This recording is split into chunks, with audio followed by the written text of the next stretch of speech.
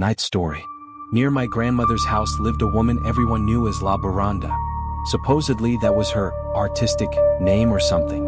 I had never actually seen her, but every time I visited the town, I heard the local kids talking about her.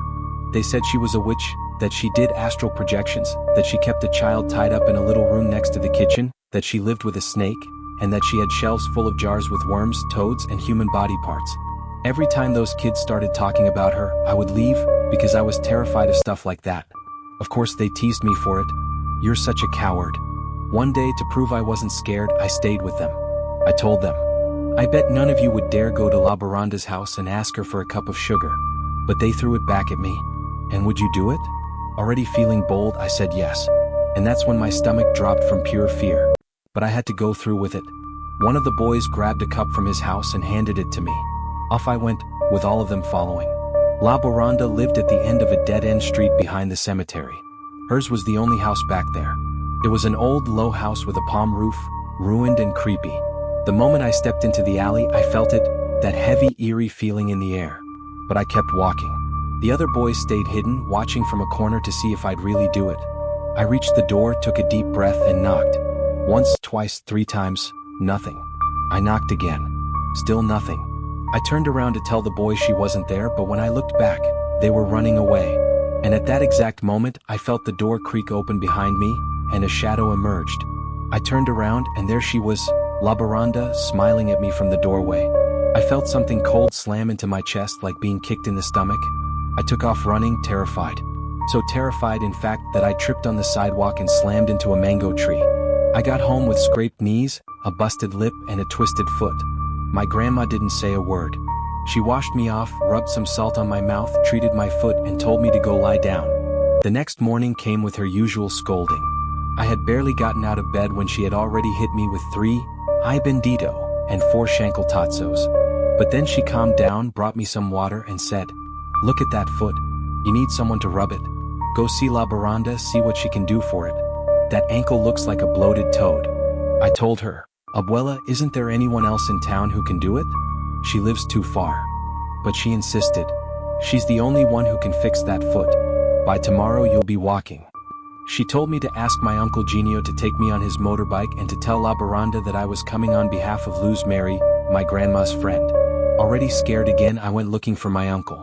And there he was, waiting at the door with the bike running. "Let's go. She's expecting you." I said, "Abuela said you'd come with me." He answered, "Yeah, to drop you off." When we arrived, the door wasn't closed. It was slightly open. I peeked in and said, "Good morning." From inside, a voice replied, "Come in, come in." I pushed the door gently, and there she was again, La Boronda, sitting in front of a small wooden stool. She wore a long purple gown, a bunch of black necklaces, her white hair in a braid, and black eye makeup.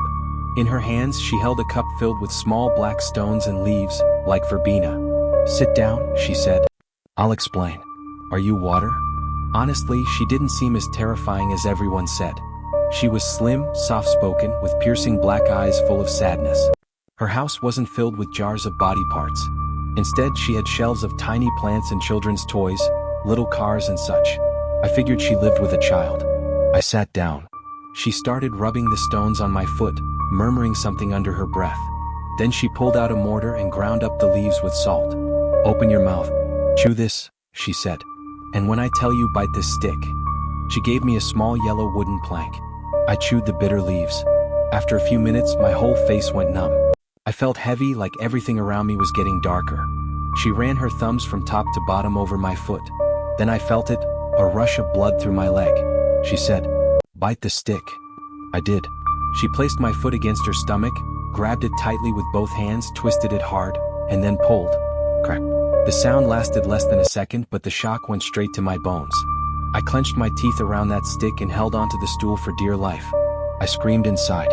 But suddenly, the pain vanished. I felt a wave of relief. Even the air felt fresher. She wiped my foot with a rag and went out to the patio to toss the water. That's when I saw it, a little boy peeking from behind the curtain. Even when she left, he came out and asked me, "Did it hurt?" With tears in my eyes, I said, "Kind of." He giggled and ran back into the room, barefoot, skinny, his ribs visible, head shaved. That night I had to stay in. My grandma had gone out to buy pork for the pastels. When she came back, the first thing she asked was how I was feeling. I told her everything, how La Boronda had helped me and that the pain was gone. Then I asked her, Abuela, do you know why that woman doesn't let the boy out? I've never seen him playing outside. She looked at me and said, You saw the little black boy? I thought that was just a story.